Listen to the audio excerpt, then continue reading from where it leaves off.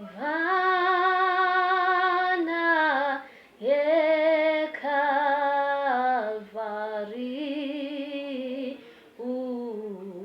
ukholo lwam lukhangela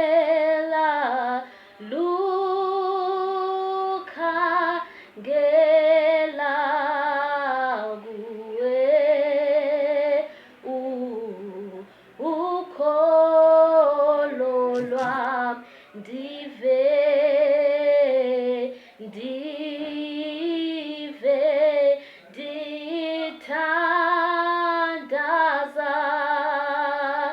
susa ityala lam, kususela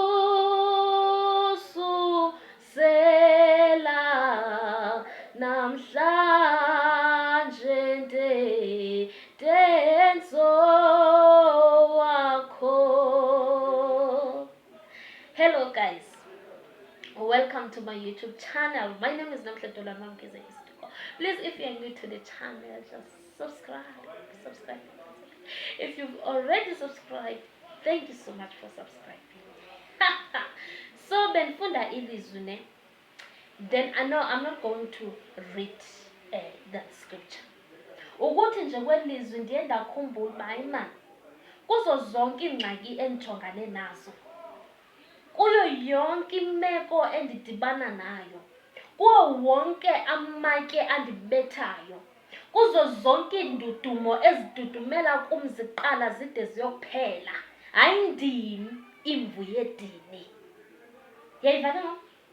Nakuwe ke mntasekhaya, kuyo yonke into ojongane nayo, kuyo yonke into oyibonayo, ubona uba isimo asivumi, ubona uba noba xa uthandaza singathi awenzi into, ubona uba noba uye ecaweni ungathi uyadlala, yazi uba eso simo sizawugqitha kuba uThixo uthe ayinguwe imvu yedini. Kunabantu abalalayo bavuke besezinhlungwini, bavuke belila begquma zinhlungu, kodwa babe bembiza uThixo bethi yena oqalile umsebenzi empilweni yami nguye ozawugqibezela, kodwa wena uvuka uphilile, uvuka ungenanto just because awukafumani umsebenzi lo ufunayo, uthi God doesn't exist. Kodwa uphilile, awuva nhlungu, akho nto ekuphethe kabi, kodwa uthi uThixo akekho. Kodwa kunomuntu olele ekhukhwini lokufa, obonayo ukuthi inhlungu zimgqibile, kodwa athi andiyindawo, uThixo usezawufika andisindise, usezandiphakamisa kule ndawo endilele kuyo, kuba ndiyamethemba owandifela eCalvary. Mntasekhaya usugive uphiswa zinto ezincinci, kunabantu abajongene nento ezinkulu, kunabantu othi xa ubabona bayibo isimo abekejongene naso lo mntu singamandla, singaphezu kwamandla akhe, kodwa abekushumayela ngoThixo athi still kweso simo bendikuso uThixo zange ndimlahle, ndamazi uba usenguye, usezawundisindisa, usezawundenzela konke. Ungagive up mntasekhaya, nokuba sebethi bagqibile ngempilo yakho, bakufakela izichitho, bakufakela izinyama, benza konke ukuthi ufe, kodwa yazi uba uThixo uthe ayinguwe imvu yedini. uThixo wayisindisa imfama yaseYeriko eyayihleli ngasendleleni ingqiba, ithe ngoba ayiboni, kodwa yeva uba kunabantu abagqithayo, yabuza uba ngaba ngubani nalo. Bathi abo bahamba phambili bayixelela uba kudlula uYesu waseNazarethe, wathi Yesu nyana kaDavide ndenzela inceba. La mfama yayingatsho ngoba isitsho nje, yayizivile izimangaliso ezenziwa nguYesu, yaze yafuna uba nayo mayenzelwe inceba ukuba ibuye ibone. Wema uYesu wathi mayiziswe kuye le mfama. Ithe yafika kuye, wabuza uYesu uba ngaba ufuna ndikwenzele ntoni na?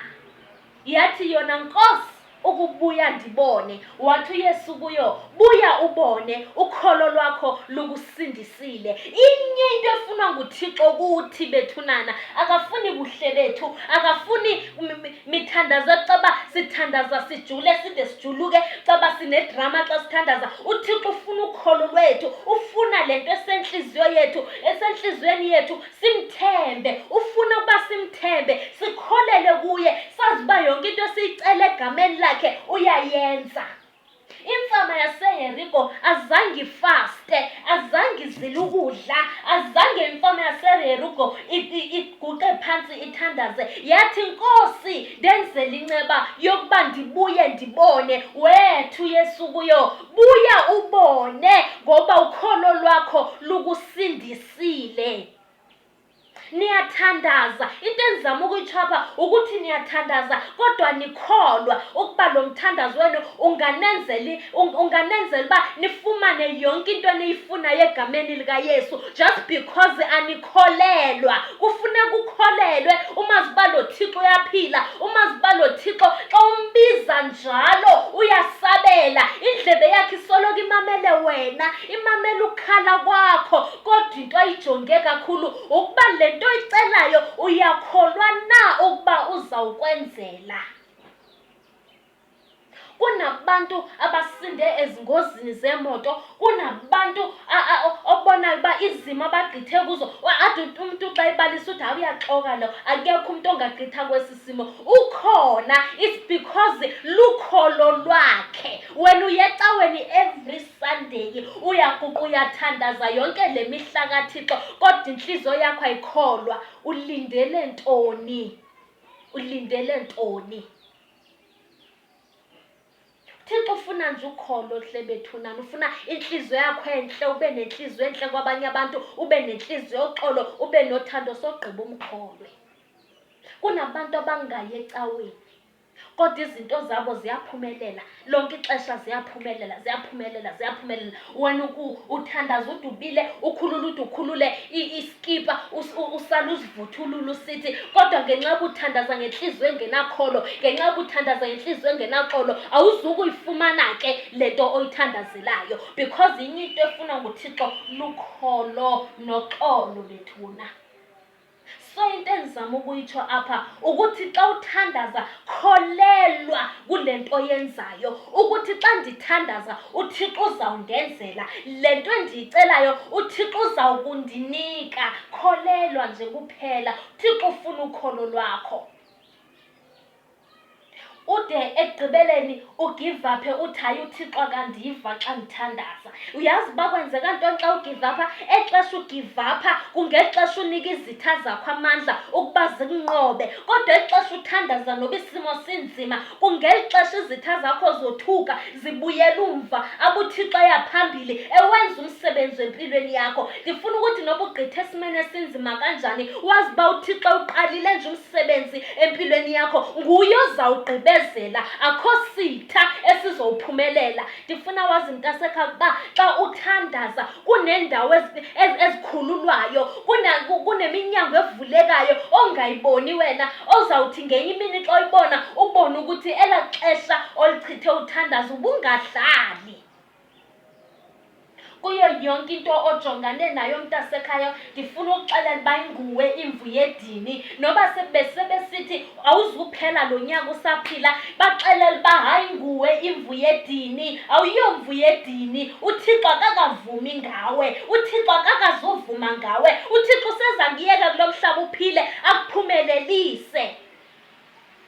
Sukuthi ngenxa yesimo ojongane naso uthi uThixo akekho, uthi uThixo undishiyile. Mbuze, ithi ngabe undishiyeleni na Nkosi? uThixo uzawusabela, akuve ukukhala kwakho. UThixo into ayifunayo apha ebantwaneni bakhe, ufuna nje ukuthi asisule inyembezi, ufuna uvuyo, ufuna ulonwabo ukuthi ufuna ukusibona sonwabile ngenxa yokukhonza igama lakhe. uThixo akazange wamcinezela umntwana wakhe, akazange amcinezele.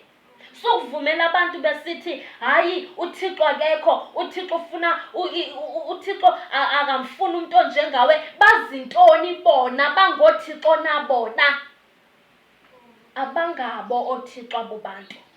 Sukuthatha yonke i-information ova ngabantu athi umntu hayi wena ngoba naku unje uThixo akazukwenzela nto. Ubaxelela uba ke mntasemnandi the uThixo uyakuthanda, uThixo uyakuva xa uthandaza, futhi uThixo uzawukwenzela ezi zinto ozifunayo.